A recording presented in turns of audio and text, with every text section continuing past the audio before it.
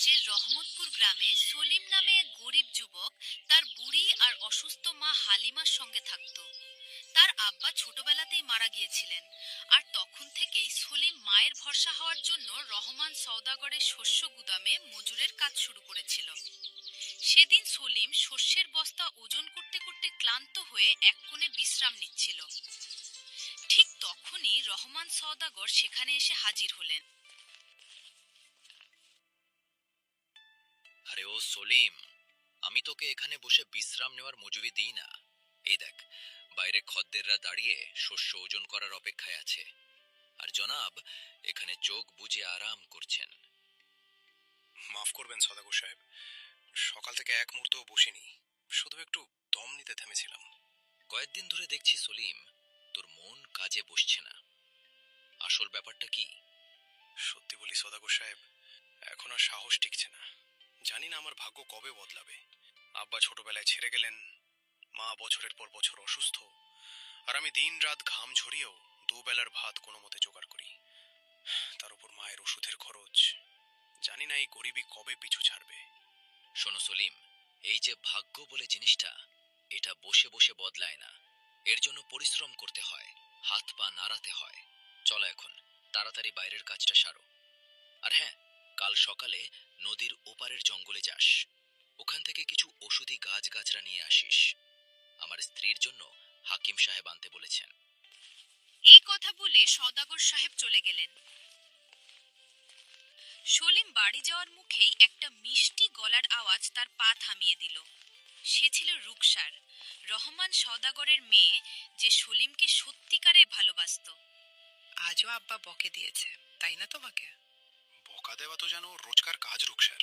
একটুখানি বসেছি, অমনি পুরো আকাশ মাথায় তুলে নিলেন।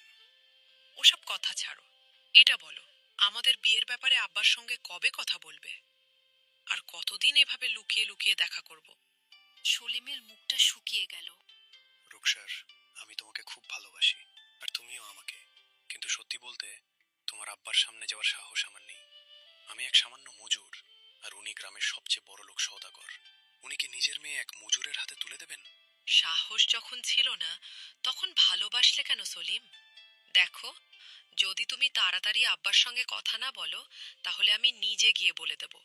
আমি আর অপেক্ষা করতে পারবো না। এই কথা বলে রুকসার চলে গেল। সলিম ভারী পায়ে নিজের কুঁড়ে ঘরের দিকে ফিরল।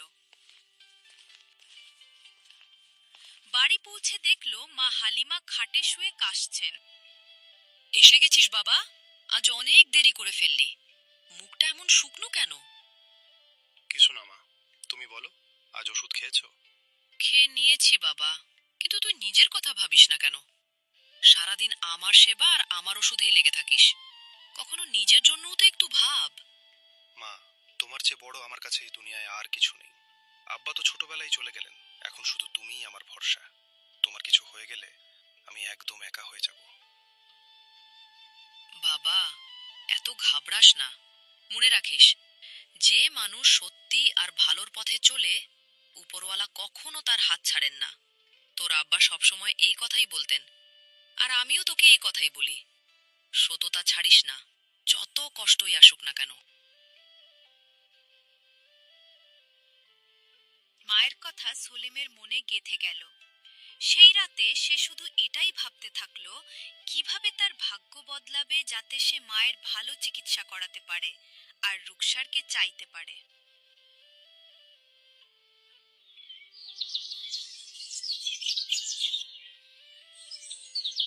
পরের দিন সকালে সে ঝোলা আর কুড়াল নিয়ে নদীর ওপারের ঘন জঙ্গলে গিয়ে পৌঁছালে। অনেকক্ষণ গাছগাছরা খুঁজে ক্লান্ত হয়ে এক গাছের ছায়ায় বসে পড়ল। ও উপরওয়ালা, এ কেমন জীবন দিলে আমাকে! সারাদিন হাড় ভাঙা খাটুনি খাটি, তবুও মায়ের ওষুধের টাকা পুরো হয় না। আর একদিকে রহমান সওদাগর, যার কাছে এত টাকা যে 7 পুরুষ বসে খেতে পারবে। কেন এই ভাগ্যের খেলা এত অদ্ভুত! সে ঝোলা থেকে এক টুকরো শুকনো রুটি আর একটা ছোট্ট পানির পাত্র বের করলো। আর খেতে যাবে ঠিক তখনই এক বুড়ি দুর্বল মহিলা টলতে টলতে তার কাছে এসে দাঁড়ালো। বাবা, বাবা, খাবার পড়েনি। তেষ্টায় গলা শুকিয়ে কাঠ। একটু পানি আর এক টুকরো রুটি দে না বাবা, উপরওয়ালা তোর ভালো করবেন। সলিমের কাছে শুধু একটাই রুটি ছিল আর একটু পানি। এক মুহূর্ত সে থমকে গেল, তারপর কিছু না ভেবে নিজের পুরো রুটি আর পানির পাত্রটা সে বুড়ির দিকে বাড়িয়ে দিল। নিন মা, আমার কাছে এটুকুই আছে। আপনি আগে নিজের খিদে তেষ্টা মেটান। আমি তো যুবক মানুষ, আরো কিছুক্ষণ না খেয়ে থাকতে পারবো। আরে কিন্তু বাবা, এটা তো তোর নিজের খাওয়ার রুটি, তুই যে না খেয়ে থাকবি। কোনো ব্যাপার না মা। আমার মা বলেন, কারো খিদে মেটানোর চেয়ে বড় ভালো কাজ আর কিছু নেই। আপনি খান, একটুও সংকোচ করবেন না। বুড়ি ধীরে ধীরে রুটি খেলো আর পানি খেলো। তার চোখে এক অদ্ভুত আলো ফুটে উঠল। বাহ বাবা বাহ, নিজে না খেয়ে থেকেও তুই এক অচেনা বুড়ির পেট ভরালি। এমন বড় মন আজকাল কারো থাকে না। বলতো বাবা, আমি দেখছিলাম একটু আগে তুই নিজের মনে কি যেন বিড়বিড় করছিলি। তোর মনে কি দুঃখ আছে? আপনি আমার দুঃখ জেনে কি করবেন মা? আপনি না আমাকে টাকা দিতে পারবেন, না মায়ের অসুখ সারাতে পারবেন। বল না বাবা, কে জানে, হয়তো এই বুড়ির কাছে তোর কোনো সমস্যার সমাধান আছে। সলিম তার সমস্ত কষ্টের কথা বুড়িকে বলল। গরিবি, মায়ের অসুখ আর রুকসারের সঙ্গে তার অসম্পূর্ণ ভালোবাসা। এবার আপনিই বলুন মা, আমার ভাগ্য কিভাবে বদলাবে? আমি এক রাতেই বড় লোক হতে চাই, যাতে মায়ের ভালো চিকিৎসা করাতে পারি আর রোগসারকে চিরকালের জন্য নিজের করতে পারি। তাহলে তুই নিজেকে হতভাগা মনে করিস? তা নয় তো কি? যার মাথায় এত দুঃখের পাহাড়, তাকে ভাগ্যবান বলবো কি করে? একটু এটাও ভাব বাবা, এক খিদে পেটের বুড়িকে দেখে তোর মনে লোভ আসেনি, দয়া এসেছে। নিজের শেষ রুটিটা তুই এক অচেনা মানুষকে দিয়ে দিলি। এমন সাফ মন সবার থাকে না সলিম। যার এমন মন থাকে তার ভাগ্য কখনো খারাপ হতে পারে না। কথা তো আপনি খুব সুন্দর বলছেন মা, কিন্তু কথায় তো না মায়ের ওষুধ আসবে, না গরিবই যাবে। এমন একটা উপায় বলুন, যাতে সত্যিই আমার কপাল ফিরে যায়। ঠিক আছে বাবা, মন দিয়ে শোন। এখান থেকে উত্তর দিকে জঙ্গলের সবচেয়ে গভীর আর ভেতরের অংশে একটা উঁচু পাহাড় আছে। সেই পাহাড়ের কোলে লুকিয়ে আছে এক পুরনো অন্ধকার গুহা। সেই গুহার একদম ভেতরে একটা পাথরের বেদির উপর রাখা আছে একটা আলো ঝলমলে নগিনা, সত্যের নগিনা। ওটা কোনো সাধারণ নগিনা নয়, এক ভীষণ আলো ঝরানো আর অলৌকিক নগিনা। তার আলো অন্ধকার গুহাতেও নিজে থেকে জ্বলতে থাকে। কিন্তু সাবধান, যদি তোর মনে একটুও লোভ বা ছল থাকে, তাহলে যেই তুই ওটা ছুবি, ওই নগিনা থেকে বেরোনো লাল আগুন তোকে পুড়িয়ে ছাই করে দেবে। আর যদি তোর মন সত্যিই পবিত্র হয় আর তোর ভাগ্যে বদল লেখা থাকে, তবেই তুই ওটা তুলতে পারবি। এ কেমন উপায় হলো মা? একদিকে জীবন, অন্যদিকে মৃত্যু। যদি আমার মনে অজান্তেও একটুখানি লোভ এসে যায় তাহলে? ভাগ্য এমনি এমনি বদলায় না বাবা। কখনো কখনো নিজের কপাল বদলানোর জন্য মৃত্যুকেও চ্যালেঞ্জ জানাতে হয়। যদি ভয় পাস, তাহলে সারা জীবন এভাবেই অন্যের গোলামি করে কাটা। আর সাহস থাকলে যা, ওই গুহার অন্ধকারে নাম আর নিজের ভাগ্য যাচাই করে দেখো। বুড়ির কথা শুনে সলিমের ভেতরে এক নতুন আগুন জ্বলে উঠল। তার অসুস্থ মায়ের মুখটা মনে পড়ল। ঠিক আছে মা, মায়ের চিকিৎসার জন্য, নিজের সত্যিকারের ভালোবাসার জন্য আমি ওই গুহার অন্ধকারেও নেমে যাব। প্রাণ গেলেও যাক, আমি যাব।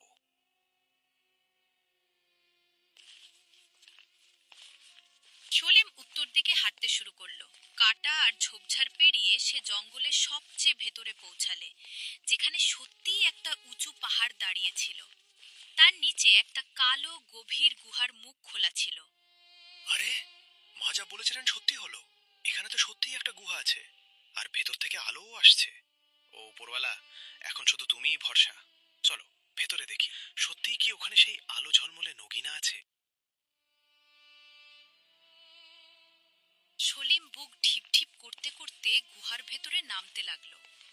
চারদিকে ঘুটঘুটে অন্ধকার, দেয়াল থেকে পানির ফোঁটা টপ টপ করে পড়ছিল, আর দূরে কোথাও বাদুড়ের ডানা ঝাপটানোর শব্দ গম গম করছিল। সে যত এগোলো, সেই সোনালি আলো তত বাড়তে লাগলো। শেষে সে এক খোলা কুঠুরিতে পৌঁছালে, যেখানে ঠিক মাঝখানে একটা পাথরের বেদির ওপর একটা নগিনা রাখা ছিল। কোনো আলোর জিনিস ছাড়াই নিজে থেকে দুধ সাদা সোনালি আলো ছড়াচ্ছিল। ও, উপরওয়ালা নিজে থেকে জ্বলতে থাকা নগিনা। তার মানে মায়ের এক একটা কথা সত্যি ছিল। কিন্তু যদি আমি এটা তুলি আর আমার মনে একটু লোভ থাকে, তাহলে আমি এখানেই পুরো ছাই হয়ে যাব। মা, আমি যদি না ফিরি তাহলে তোমার কি হবে? কিন্তু না, এভাবে ভয়ে ভয়ে বাঁচার চেয়ে ভালো একবার কপাল যাচাই করে নি। ও উপরওয়ালা, আমাকে রক্ষা করো।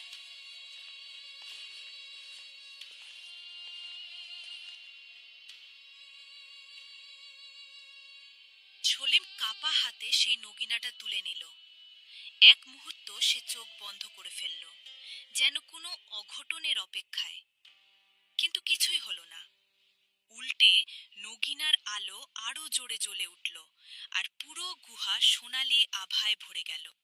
আরে, আমার তো কিছুই হলো না। তার মানে আমার মনে লোভ নেই। আমার ভাগ্য বদলাতে চলেছে, সত্যিই বদলাতে চলেছে। আনন্দে ভরা সলিম নগিনাটা সামলে নিয়ে দ্রুত গুহা থেকে বেরিয়ে এলো। আর সেই জায়গায় ফিরল যেখানে বুড়ি বসেছিল। সাবাস বাবা, তুই সত্যি পবিত্র মনের মানুষ।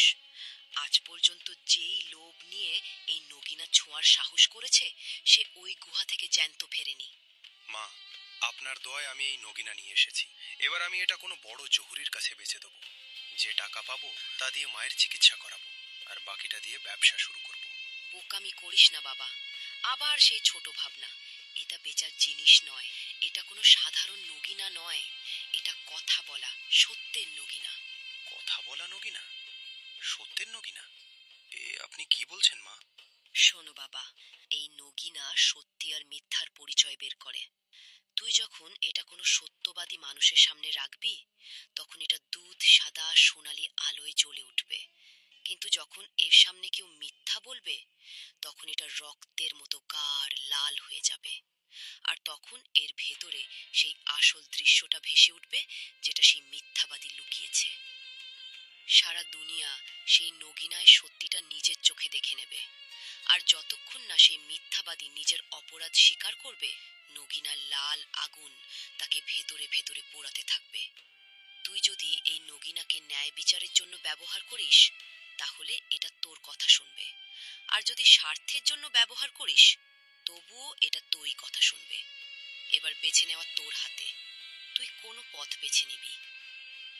কিন্তু মা, আমি তো এক সামান্য মজুর। আমি আবার কারো বিচার করব কি করে? এ তো বাদশাদের কাজ। শোনো সলিম, তুই এই অলৌকিক আর আলো ঝরানো নগিনা তুলেছিস, তার মানে তুই কোনো সাধারণ মানুষ নস। শুধু তোর ভেতরে একটা জিনিসের ঘাটতি আছে, ধৈর্যের। একটু ধৈর্য ধর, সময় আসতে দে। ভাগ্য শিগগিরই তোর সামনে দুটো পথ রাখবে। একটা সহজ, যেটা টাকার দিকে নিয়ে যাবে, আর একটা কঠিন, যেটা সত্যের দিকে। যদি তুই কঠিন কিন্তু সত্যিকারের পথটা বেছে নিস, তাহলে তুই এমন উঁচুতে পৌঁছবি যা তুই কখনো কল্পনাও করিসনি। মানে আমার জীবনে এমন একটা মুহূর্ত আসবে যখন আমাকে ভালো আর মন্দের মধ্যে যে কোনো একটা বেছে নিতে হবে। একদম ঠিক বুঝেছিস বাবা। আর মনে রাখিস, সেই মুহূর্তে তোর সিদ্ধান্তই তোর আসল পরিচয় হয়ে দাঁড়াবে। এই কথা বলে বুড়ি এক রহস্যময় হাসি নিয়ে ধীরে ধীরে গাছের আড়ালে মিলিয়ে গেল। সলিম অনেকক্ষণ সেই দিকে তাকিয়ে রইল। তারপর নগিনাটা কাপড়ে জড়িয়ে নিজের কুঁড়ে ঘরের দিকে ফিরল।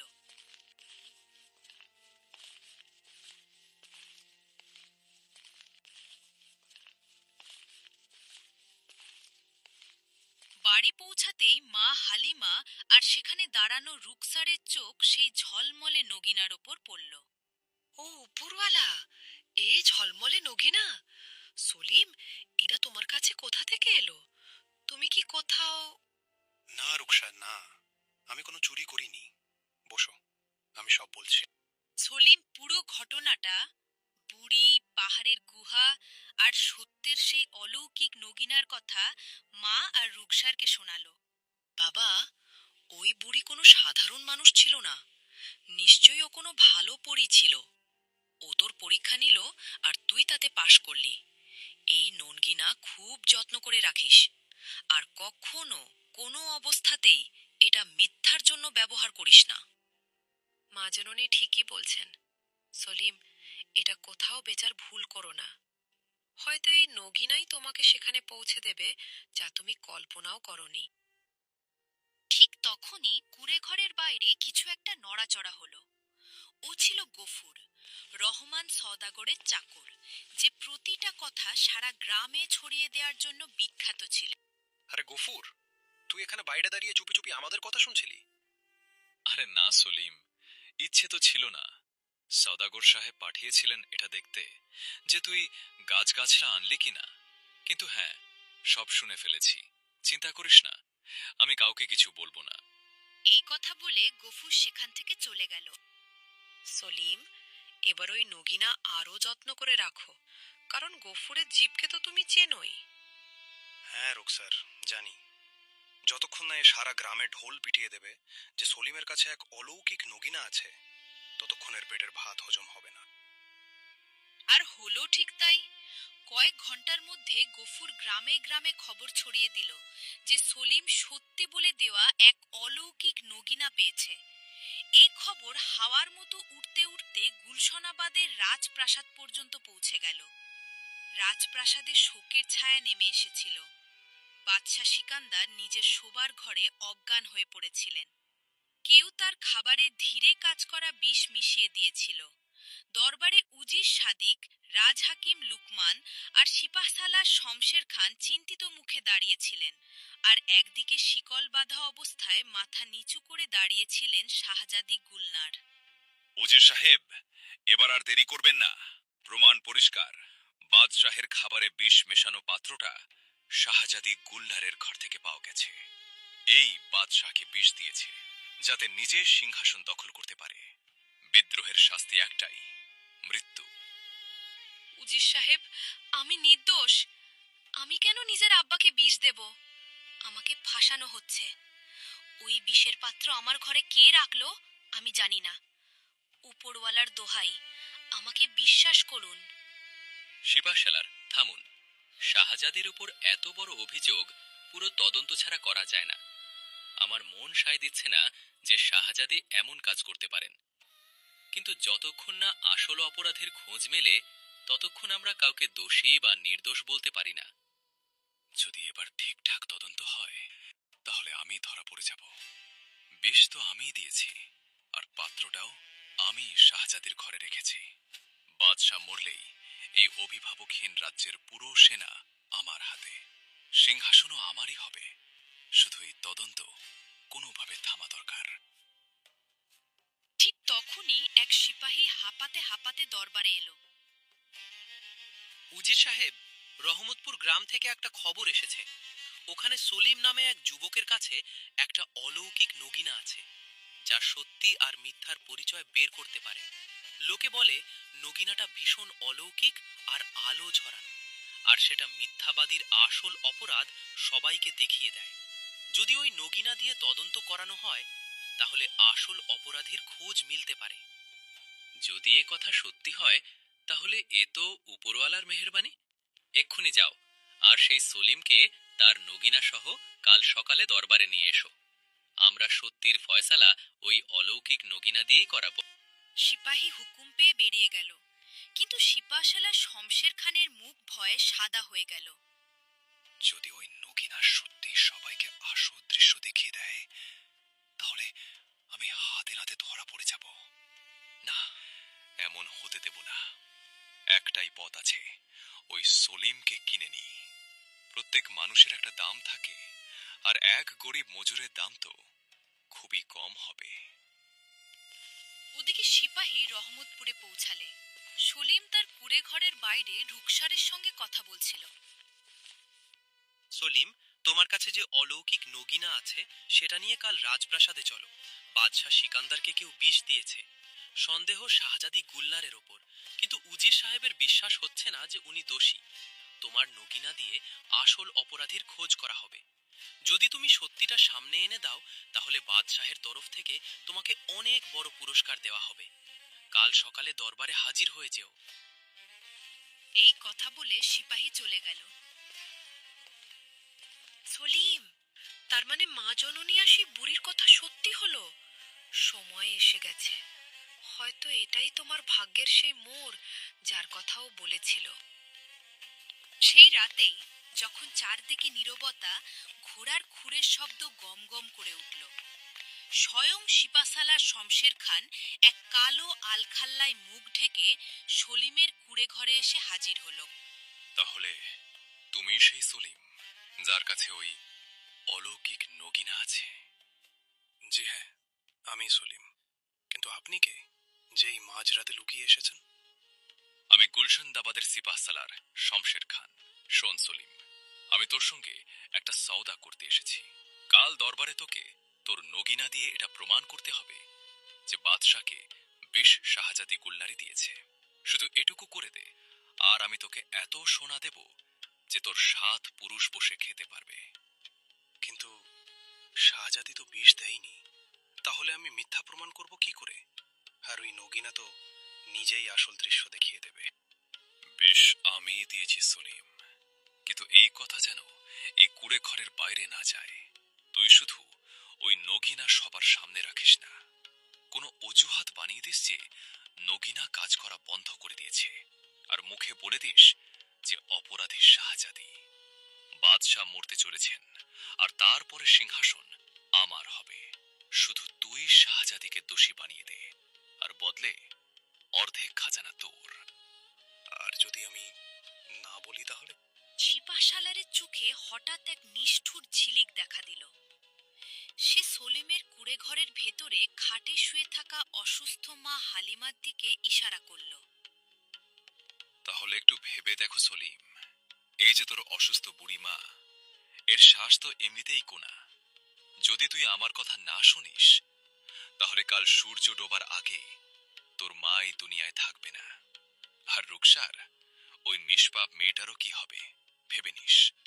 ফয়সালা তোর হাতে, একদিকে অগাধ টাকা আর তোর আপনজনের জীবন, অন্যদিকে এক শাহজাদি যাকে তুই চিনিস না। ভেবে চিন্তে সিদ্ধান্ত নিস। এই কথা বলে সিপাহসালার ঘোড়ায় চড়ে অন্ধকারে মিলিয়ে গেল। সলিম সেখানেই মাটিতে বসে পড়ল। তার শরীর কাঁপছিল। ও উপরওয়ালা, আমি কোন মোড়ে এসে দাঁড়ালাম? একদিকে এত টাকা যে মায়ের সবচেয়ে ভালো চিকিৎসা হয়ে যাবে, আর আমার সব গরিবি মুছে যাবে। অন্যদিকে যদি আমি সত্যি বলি তাহলে ওই নিষ্ঠুর সিপাসালার আমার মায়ের প্রাণ নিয়ে নেবে। রুকসার, আমি কি করব? সলিম, তোমার কি সেই বুড়ির কথা মনে নেই? ও বলেছিল একদিন তোমাকে ভালো আর মন্দের মধ্যে যে কোনো একটা পথ বেছে নিতে হবে। যদি তুমি মিথ্যা বলো তাহলে এক নির্দোষ শাহজাদি মৃত্যুর মুখে চলে যাবে। আর যে সিপাসালার আজ এক বাদশাকে বিষ দিতে পারে, সে কি কাল তোমাকে জ্যান্ত ছাড়বে? আজ না হোক কাল সে তোমার আর তোমার গোপন কথার গলাও টিপে দেবে।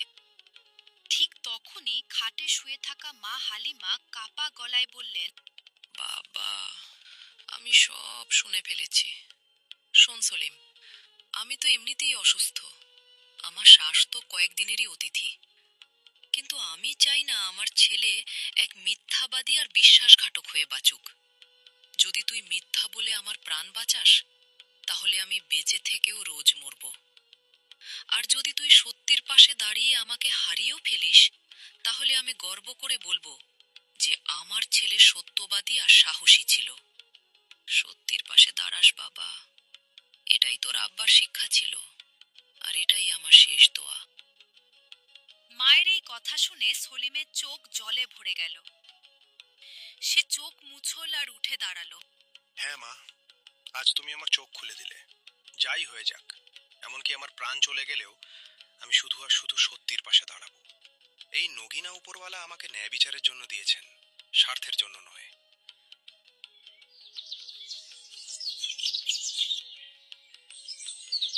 পরের দিন সকালে সলিম তার অলৌকিক নগিনা সহ রাজপ্রাসাদে পৌঁছালেন। বিশাল দরবারে উজির সাদিক সিংহাসনের পাশে দাঁড়িয়েছিলেন। একদিকে শিকল বাঁধা শাহজাদি গুলনার আর অন্যদিকে সিপাশালার শমশের খান মুখে মিথ্যা শান্তির ভাব নিয়ে দাঁড়িয়েছিলেন। সলিম, আমাদের বলা হয়েছে যে তোমার এই নগিনা সত্যি আর মিথ্যার ফয়সালা করে। বাদশাকে কেউ বিষ দিয়েছে আর আমাদের আসল অপরাধীর খোঁজ করতে হবে। তুমি কি এটা করতে পারবে? আদাব উজির সাহেব, আমি তো শুধু একটা মাধ্যম। ফয়সালা তো এই অলৌকিক নগিনাই করবে। আমি চেষ্টা করছি। সলিম দরবারের ঠিক মাঝখানে একটা উঁচু বেদির ওপর সেই নগিনা রাখল। তার দুধ সাদা সোনালি আলো পুরো দরবারে ছড়িয়ে পড়ল। সলিম হাত জোর করে বলল, হে সত্যের অলৌকিক নগিনা, এ তোমার প্রথম পরীক্ষা। ন্যায় বিচার করো। এই দরবারে যে নির্দোষ তাকে বাঁচাও, আর যে আসল অপরাধী তার সত্যিটা সবার চোখের সামনে নিয়ে এসো। হঠাৎ নগিনার আলো আরো জোরে জ্বলে উঠল, আর তার ভেতর থেকে এক গম্ভীর গমগমে আওয়াজ বেরোল। শাহজাদি গুলনার আর সিপাহসালার শমশের খান, দুজনেই একে একে আমার সামনে এসো, আর আমার ওপর হাত রেখে সত্যি সত্যি বলো, বাদশাহ সিকান্দারকে বিষ কে দিয়েছে? শাহজাদি গুলনার এগিয়ে এলেন আর ভয় না পেয়ে নগিনার ওপর হাত রাখলেন। হে সত্যের নগিনা, আমি উপরওয়ালাকে সাক্ষী মেনে বলছি, আমি আমার আব্বাকে বিষ দিইনি। আমি পুরোপুরি নির্দোষ। নগিনা আরো সুন্দর দুধ সাদা সোনালি আলোয় জ্বলে উঠল, যেন স্বয়ং আকাশ শাহজাদির সত্যি সাক্ষ্য দিচ্ছে। সিপাহালারের মুখ ঘামে ভিজে গেল। কাপা হাতে সে নগিনাটা ছুল। আমি বাদশাকে বিষ দিইনি। আমি নির্দোষ। শাহজাদি এই অপরাধ করেছে। তার মিথ্যা মুখ থেকে বেরোনো মাত্র নগিনার দুধ সাদা আলো হঠাৎ রক্তের মতো গাঢ় লাল হয়ে গেল। আর তারপর পুরো দরবার যা দেখল তাতে সবার শ্বাস থমকে গেল। নগিনার ভেতরে একটা জ্যান্ত দৃশ্য ভেসে উঠতে লাগলো। সেই দৃশ্যে স্পষ্ট দেখা যাচ্ছিল মাঝরাতে সিপাহসালার শমশের খান রাজকীয় রান্নাঘরে চুপি চুপি ঢুকছে, বাদশাহের খাবারে একটা শিশি থেকে বিষ মেশাচ্ছে, আর তারপর সেই খালি পাত্রটা লুকিয়ে শাহজাদির ঘরে রেখে আসছে। পুরো দরবার সেই সত্যিটা নিজের চোখে দেখছিল। ঠিক সেই মুহূর্তে নগিনার লাল আগুন সিপাহসালারের সারা শরীরে ছুটে গেল। সিপাহসালা সত্যি স্বীকার করতেই নগিনার লাল আগুন ধীরে ধীরে শান্ত হয়ে গেল, আর সেটা আবার নিজের দুধ সাদা সোনালি আলোয় ফিরে এলো। পুরো দরবার স্তব্ধ হয়ে গেল। উজির সাদিক রাগে কাঁপতে লাগলেন। বিশ্বাসঘাতক শমশের, যে বাদশাহ তোকে সরে ষড়যন্ত্র করলি আর এক নির্দোষ শাহজাদিকে মৃত্যুর মুখে ঠেলে দিলি। সিপাহীরা, এই বিশ্বাসঘাতককে শিকলে বাঁধো। একে সারা জীবনের জন্য জেলে পুরে দাও। সিপাহীরা সিপাহসালারকে ধরে টেনে নিয়ে গেল। ঠিক তখনই হাকিম লুকমান দৌড়াতে দৌড়াতে দরবারে এলেন। উজির সাহেব, সুখবর। সিপাহসালার ধরা পড়তেই আমরা বিষটার সঠিক হদিস পেয়ে গেছি। আমরা বাদশাকে সঠিক ওষুধ দিয়ে দিয়েছি। বাদশাহ বিপদমুক্ত, তার প্রাণ বেঁচে গেছে। পুরো দরবারে আনন্দের ঢেউ বয়ে গেল। তার চোখ থেকে জল গড়িয়ে পড়ল। তিনি সলিমের কাছে এলেন। সলিম, তুমি আজ শুধু আমার প্রাণ বাঁচাওনি, আমার ইজ্জত বাঁচিয়েছ, আর আমার আব্বার রাজ্য বাঁচিয়েছ। তোমার কাছে এত টাকা আর এত বড় হুমকি ছিল, তবুও তুমি লোভ ফেলে সত্যির পাশে দাঁড়ালে। এমন সাহস আজ পর্যন্ত আমি কারো মধ্যে দেখিনি। সলিম, ভাবলে অবাক হতে হয়। এক সামান্য গ্রামের গরিব যুবক, যার নিজের মা অসুস্থ, যাকে অগাধ টাকার লোভ আর আপনজনের প্রাণের ভয় দেখানো হলো, তবুও সে সত্যি ছাড়েনি। সত্যির পাশে যে দাঁড়ায় সেই সত্যিকারের ন্যায় বিচারের যোগ্য। বাদশাহ সুস্থ হলেই আমি তাকে তোমার সাহসের পুরো কাহিনী শোনাব।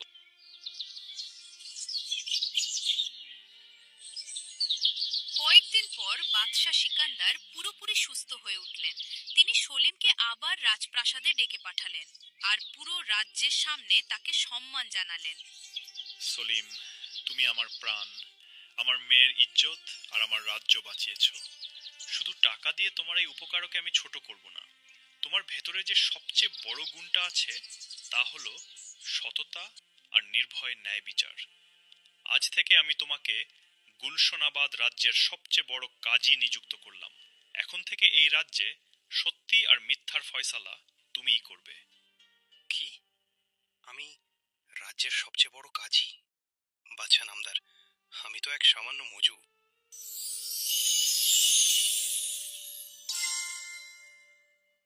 বলেছিলাম না সলিম, যখন তুই সত্যির পাশে দাঁড়াবি তখন সেখানে পৌঁছবি যা তুই কখনো কল্পনাও করিসনি। তুই নিজের মায়ের প্রাণ আর অগাধ টাকার মায়া ছেড়েও সত্যিকে বেছে নিলি। এটাই ছিল তোর আসল পরীক্ষা, আর তুই তাতে পাশ করলি।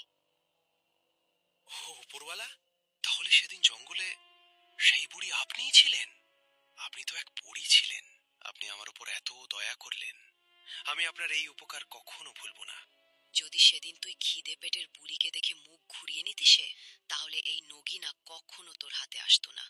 তোর দয়াই সেই গুহার দরজা তোর জন্য খুলে দিয়েছিল বাবা। আর শোনো, যদি তুই সেই রাতে লোভে পড়ে মিথ্যা বলে দিতিসে, তাহলে কয়েকদিন বড়লোক তো থাকতিস, কিন্তু সারা জীবন এক বিশ্বাসঘাতক হয়ে আফসোস করতিস। তুই নিজের মনের কথা শুনেছিস, আর সেটাই তোর সবচেয়ে বড় শক্তি। এই কথা বলে পরী নিজের হাত তুলল। এক আলো ছড়ানো জ্যোতির ঢেউ সলিমের কুঁড়ে ঘরের দিকে এগিয়ে গেল। আর সলিম, তোর মায়ের সেবা আর তোর সততা রং এনেছে। যা, তোর মা এখন পুরোপুরি সুস্থ হয়ে গেছে, তার সব অসুখ আজ থেকে শেষ। পরীর এই কথা শুনতেই সলিমের চোখ ছলছল করে উঠল। ঠিক তখনই দরবারের দরজায় মা হালিমাকে দাঁড়িয়ে থাকতে দেখা গেল, একদম সুস্থ, মুখে আলো, আর তার সঙ্গে দাঁড়িয়ে রুকসার। সলিম দৌড়ে মা, তুমি তুমি একদম সুস্থ হয়ে গেছো। উপরওয়ালার মেহেরবানিতে আজ সবকিছু পেয়ে গেলাম। বাবা, আমি তো তোকে বলেছিলাম না যে সত্যির পথে চলে উপরওয়ালা কখনো তার হাত ছাড়েন না। আজ তুই তোর আব্বার মাথা গর্বে উঁচু করে দিলি। পরীর আলো ধীরে ধীরে মিলিয়ে যেতে লাগলো। সত্যের সেই অলৌকিক নগিনা আরো একবার জ্বলে উঠল, আর তারপর আলোর ঢেউয়ে মিশে আবার সেই পাহাড়ের গুহায় ফিরে গেল, অন্য কোনো সত্যবাদী আর পবিত্র মনের সলিমের অপেক্ষায়।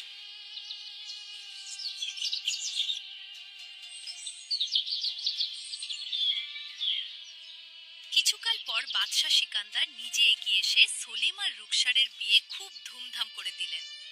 এই কাহিনীর শিক্ষা, সত্যির পাশে যে দাঁড়ায় সে যত বড় বিপদেই পড়ুক না কেন, শেষে সবসময় সম্মান আর সফলতা পায়। লোভ আর অসততা মানুষকে কয়েক মুহূর্তে সুখ দিয়ে ধ্বংসের দিকে নিয়ে যায়। আপনজনকে রক্ষা করা দরকার, কিন্তু মিথ্যার বিনিময়ে বাঁচানো জীবন কখনো সত্যিকারের শান্তি দেয় না। আর সবচেয়ে বড় কথা, সত্যি মানুষের ভেতরের সেই নগিনা, যা অন্ধকার থেকে অন্ধকার গুহাতেও নিজে থেকে জ্বলতে থাকে, আর একদিন পুরো দুনিয়ার সামনে তার আসল